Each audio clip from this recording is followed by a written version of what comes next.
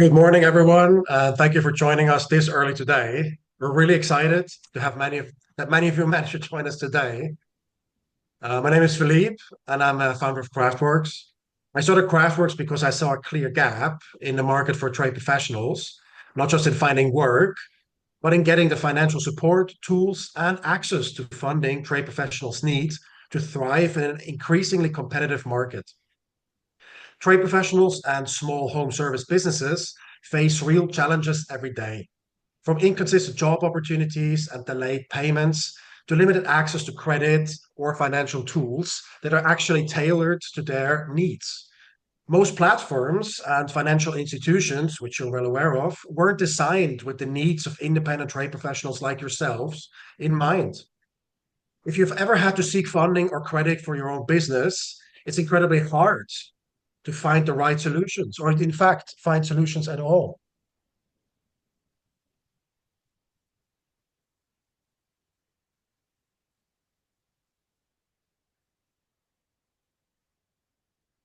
To just get Kraftworks. This is where Kraftworks is meets financial empowerment. Kraftworks is a new home service marketplace that launched this year. But our goal isn't just to connecting you with jobs, though that's indeed what we aim to do, but also create a platform that empowers trade professionals like you to build strong, more resilient businesses. We believe that tailored business tools, direct access to business funding, and dedicated support should be available to you at all times, not just to the big home service firms, because over the years, we've seen how unequal access to funding has skewed the industry at large, allowing larger companies to dominate while small independent businesses are systematically pushed out. As a result, and I'm sure many of you have noticed that yourselves, the market is threatening to become more consolidated.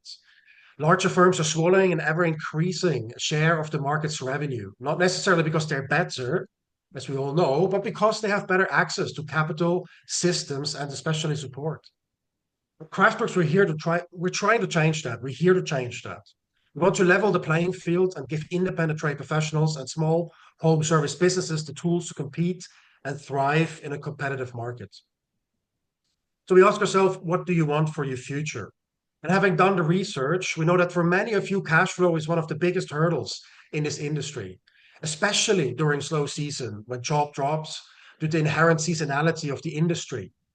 Like just now going into 2025, a slow start to the year. And this is why we wanted to host this webinar around this time and bring in a top industry experts who can speak to that with clarity. So whether you're just getting started this year or have years of experience yourself, we hope today gives you new strategies to feel more in control of your finances and of your future.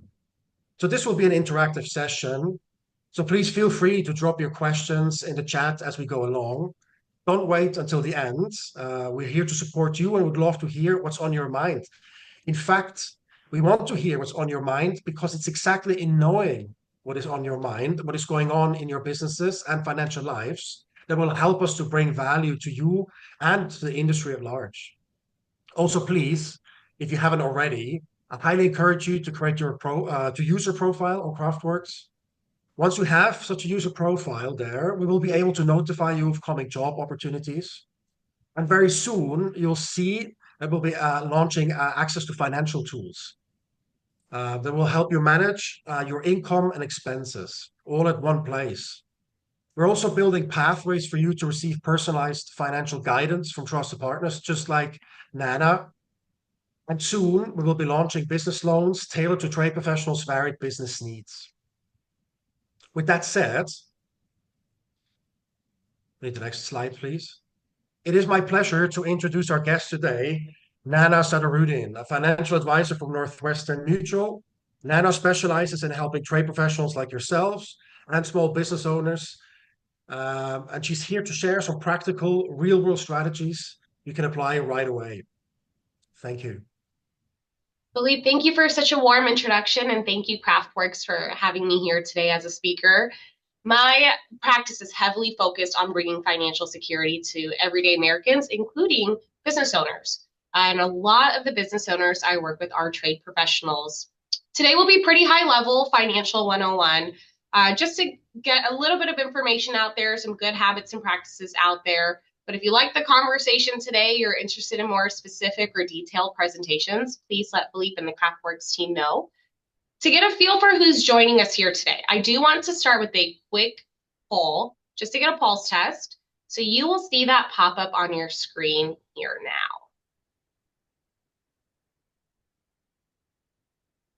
And we'll just take a couple of minutes to go through this so that I can really cater the conversation and be mindful of who's joining us this morning.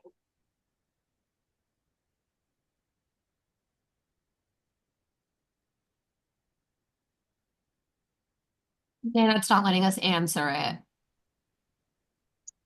Oh, interesting. Okay, let me relaunch that then.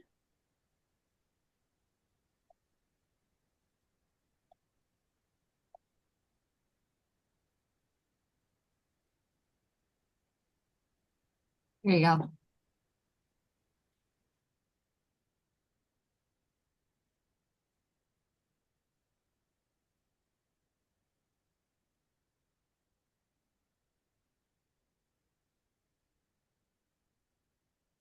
Perfect. Well, we'll keep moving on then, and I'll share my screen again.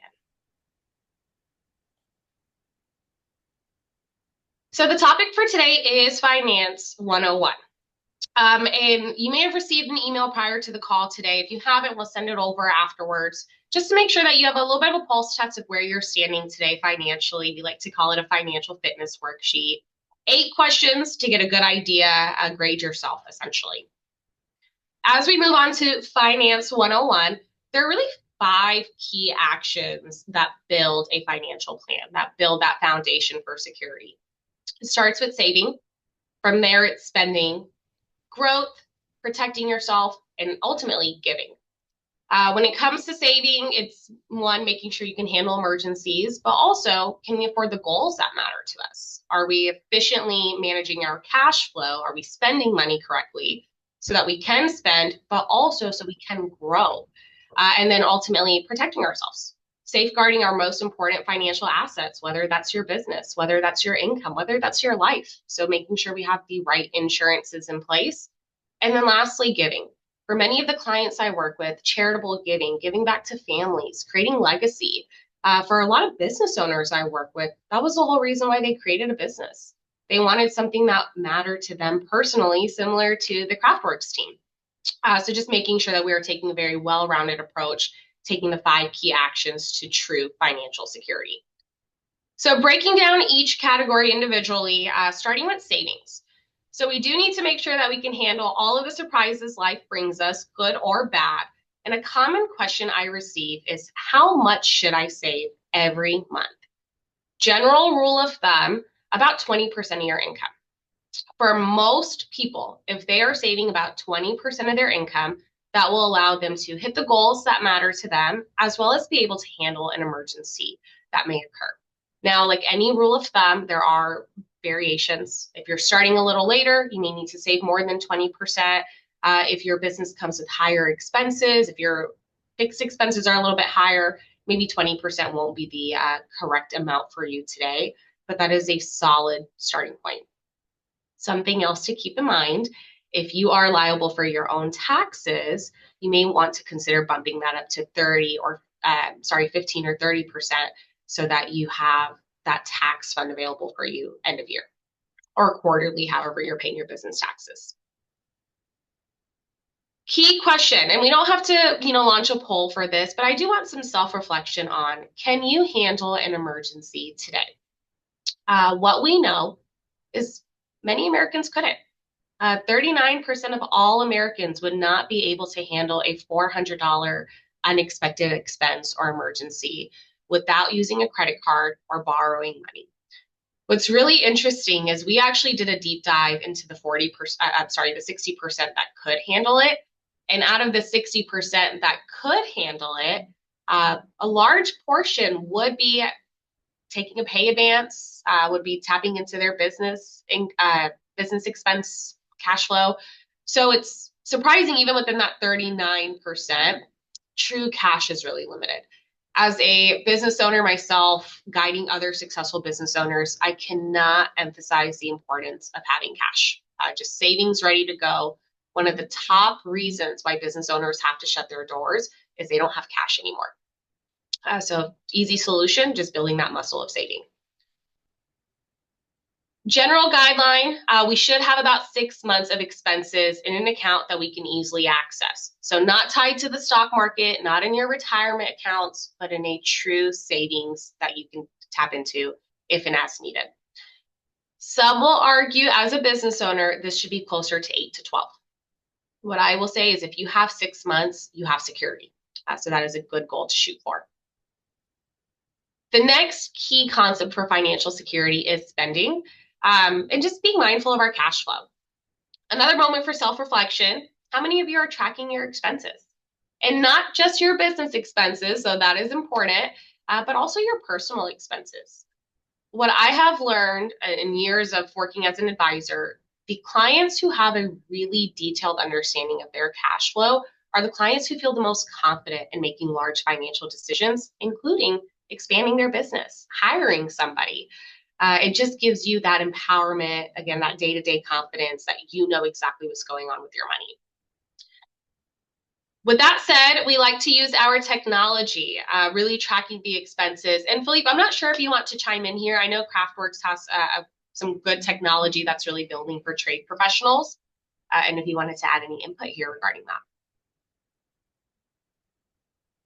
Yes, thank you, Naina. Absolutely. So we're building out this dashboard that's going to go live soon, which allows you to basically integrate your bank accounts on our, once you have the user profile, of course, integrate your bank accounts and give you a good idea of how your cash flow is going, how to smooth out. And it's exactly there where we want to integrate, we want to use technology with a human angle and connect your cash flow on your cash flow with an advisor like Nana, right? This will then help you actually smooth out some of the cash flow and apply for credits. And there again, we use technological integration to offer you to underwrite any loans that you might qualify for. Yeah. Thank you very much. Awesome. Yeah, really streamlining that process. So perfect. Thank you. When we look at how to compare spending to saving, easy rule of thumb, 20% to both. 20% of your money is going to saving and investing. The other 20% could go to more discretionary spending. And then we know about 60% is what will cover your fixed expenses or some of your business expenses. So I like the 20-60-20 rule. It's easy to remember. Now, again, there will be some variations. For some people, it's 50-30-20. However, ultimately, just really having a good breakdown of what your spending should look like.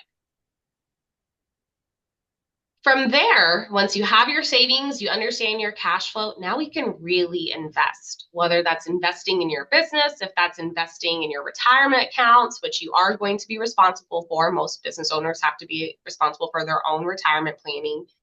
And what I can tell you with confidence, starting something sooner will always be better than waiting to do something larger on the back end. Small sooner is better than large later. And that's just because of the compounding effect of how retirement accounts work, how investment accounts work.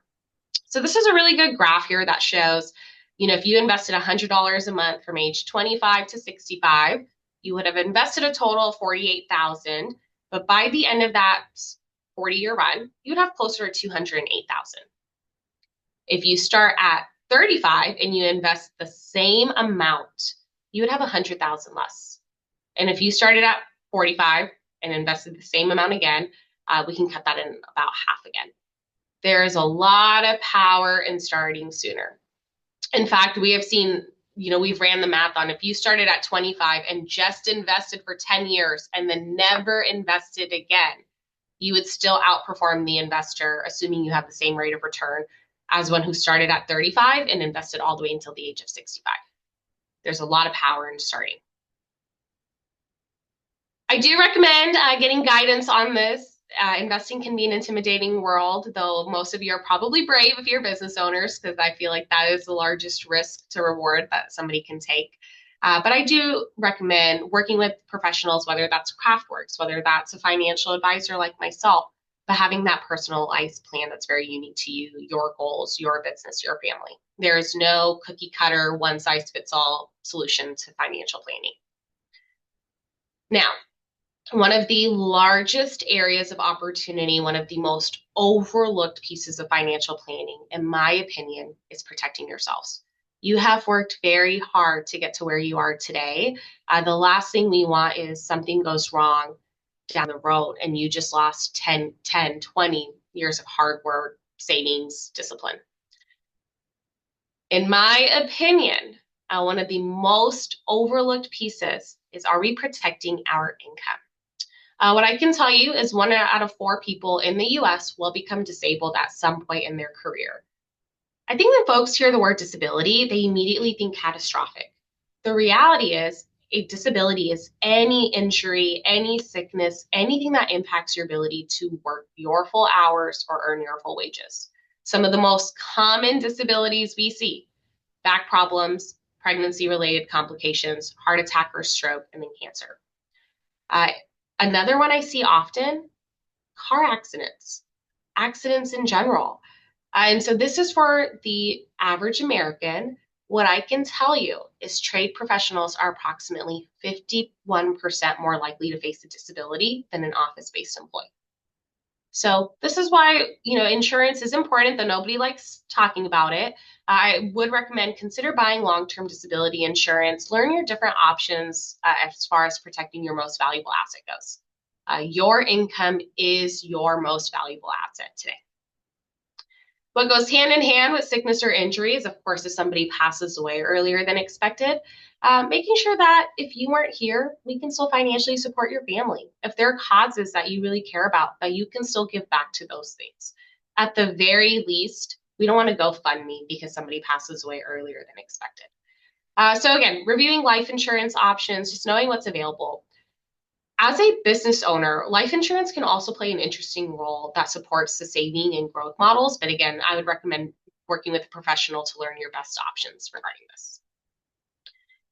And then lastly, we get to giving back. Just really understanding what are the causes that matter to you most. Again, for many people, that is family, but not for all. So taking the time to really think through what matters to me. Why am I, what's waking me up every morning, allowing me to take the risk to be a business owner, pushing me to continue going out there, continue growing. And when you really understand what matters to you on the back end, it'll really help the day-to-day fall into place as well. So just making sure that we have the capacity to give. So like I mentioned at the top of today's call, we were going to keep it pretty high level just so we could keep it open to some Q&A. We do anticipate having additional seminars that are more pinpointed, more focused on specific topics, and we'll send a post-webinar survey for this. But ultimately, as a recap, there are 5 key actions to financial security: saving, spending, growth, protect, and give. And once you have all 5 of those, you can lay your head down on your pillow every night and you have true day-to-day financial security. Thank you.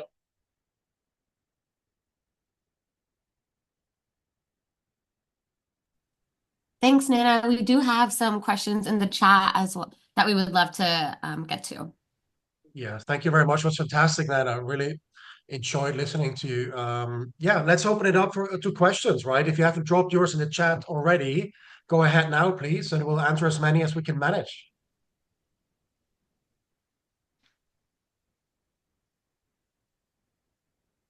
Perfect. So the first one says, can you give me suggestions on how trade professionals can plan for long-term financial stability? That's a great question. So how trade professionals can plan for long-term financial stability.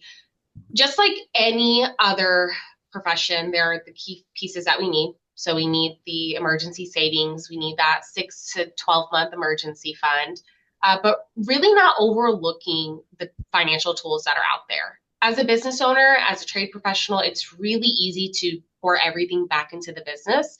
And though your business needs love, and I never want you to feel like you're not reinvesting into it, it's also important to know that there are other tools in financial planning. There are other tools that will continue helping you build passive income, stability that can supplement maybe some of the instability that comes with being a trade professional. The next question we have is there anything to protect my income if I lose work? I know you mentioned a lot about getting injured, so this is a great question. Yeah, great question, Anna. So what I can tell you is it depends on what you lose your work for. So of course we know that there are unemployment benefits. There can be some government assistance if you lose your work and you're in between jobs. If it's because of a sickness or injury, there are disability insurances that are available short term and long term. I personally, in my career, have not come across an unemployment insurance where, a large insurance company will pay you because you are currently unemployed. I don't believe something like that exists. So it would be taking your own actions, building your own financial security to make sure that if you lose your income, if you lose your work, that you're still okay day to day. Right?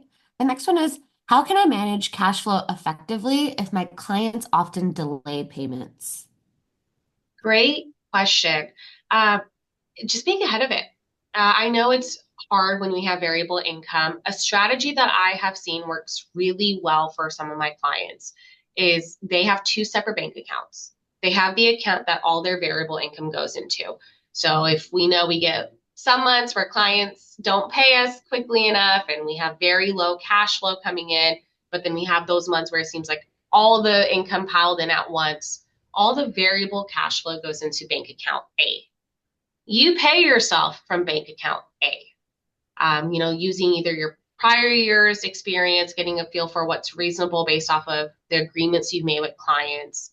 So bank account A is always paying a steady amount to bank account B. You personally won't feel the variance because either way, whatever income I'm paying myself, that will be consistent month after month.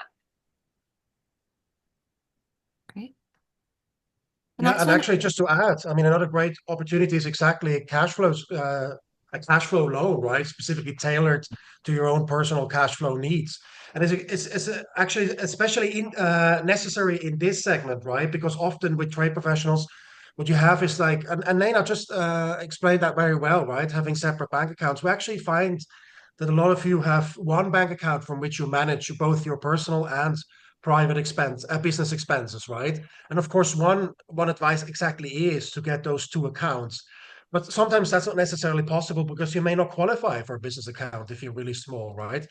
And in order for you to access a business loan is basically impossible. And this is exactly where Kraftwerk comes in, right? We can actually use your private accounts to do a cash flow underwriting, which means we look 24 month backwards from your cash flow, and we project into the future to see if you're able to basically pay back any loans and what sort of loans, to what sort of terms, right? And exactly to smooth this over, we would offer tailored cash flow loans for you. That's something where actually, if you would like to come back and explore on the web page sometime in June, July. Let's to add this real quick. Thank you. yeah, Perfect. great. We have another question in the chat that says, what are some early warning signs of a cash flow problem that often get overlooked? This one seems a little self-explanatory, but it is so common. Dipping into your savings. If you are finding yourself dipping into your savings, $100 here, $1,000 there, that means there's a cash flow problem. And a lot of times people don't realize it because it's small, small amounts. The shavings make a pile. And if you are finding yourself often having to go back into your savings account, that means there is a cash flow problem. And very quickly, dipping into savings turns into, well, I'll just put it all on a credit card because that's easier. So that is the number one indicator that there's a cash flow problem. Yeah, absolutely. I also want to say if you start using private credit options like credit cards to fund your business expenses, that's another, just like as Nana alluded to. Mhm. What are the best options for financing if my business has poor credit or little access to traditional loans? So I know, Philippe, you were just talking about this, but maybe you Yeah. can share a little bit more. Yeah, it's a real huge challenge, right, for everyone in the industry, particularly if you're small and particularly if you're not incorporated, right? If you're an independent, if you're an independent worker, trade professional, sole proprietor, you often do not actually meet the credit requirements to get business lending, right? And that's exactly why a lot of people end up using credit cards, which of course have horrible APRs. And this is where we are trying to bring in a solution, right? We are actually with this is really the advance we have been making, and obviously others in the industry now are making as well. It's this cash flow underwriting, right? With open banking, we now have access to essentially banking data from all of your accounts, which we can then use to underwrite, flexible commercial loans, flexible business loans, exactly those cash flow smoothing loans I was talking to you earlier. And also to help you actually build credit scoring, we can offer builder loans, right? These are sort of loans which part of your repayment goes back to just meeting your credit scoring, right? This is also something we are planning to offer down the road. But really, at the moment, it's actually it's quite critical for a lot of people because there is, in fact, not that many solutions available, and it's just not interesting for traditional banks because traditional banks still yet don't do cash flow underwriting. They do traditional underwriting, and there the risk is just really high for banks to underwrite small businesses and particularly unincorporated. So it means no liability borrowers like yourself. And of course, the margins then are also too small for them. So the risk is too high and the margins is too small. And that's why we find ourselves in a situation where it's just really hard to access business loans, right? And this is really where we see a market gap. By the way, this is also why what I mentioned earlier, this is also a reason why the market has become skewed, right? Because the larger you get, the more revenue you have, the easier it is for you to get affordable loans, which again means you can expand. And what we've seen in the last 5 years is that the market, before was relatively was easy to access, was easy to enter, and it was relatively dispersed between small businesses. But in the last 5 years, we've seen a concentration. We've seen a lot of the markets being eaten up by larger firms and essentially pushing trade professionals out, right? And what that means is just there's less opportunity to be independent, right?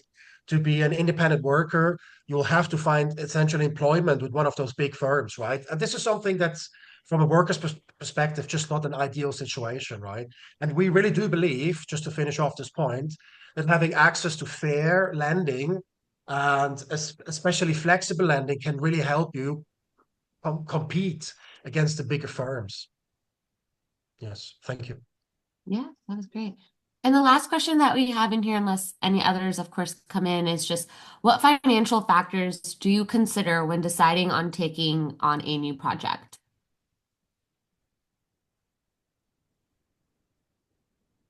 Sorry, so that's a question for me. What financial factors to consider when taking on a new project? Yeah. One, what has your cash flow been leading up to this project? If you're already in debt, if you're already kind of struggling to make ends meet with what you've already have on your plate, that's a pretty good indicator that maybe right now is not the right time. So I would take a look at where are we today? Do we have the savings? Do we have the capacity? Have we run the actual projections of how can this new project either benefit my business? Do I have a timeline? Is this something that will pay me immediately? Is this something that I may need to invest into for a few years?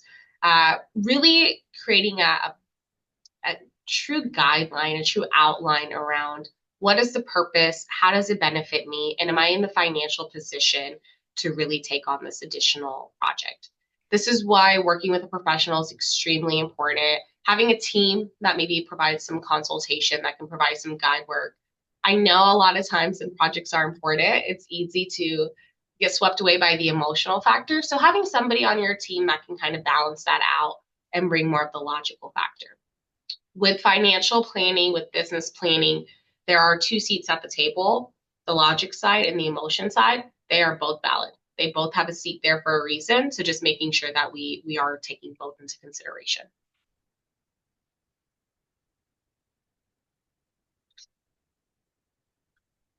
Awesome.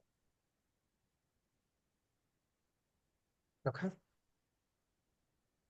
But thank you all for joining us today. Thank you, Kraftworks, for allowing me to be here and to be an additional resource for some of your trade professionals and clients.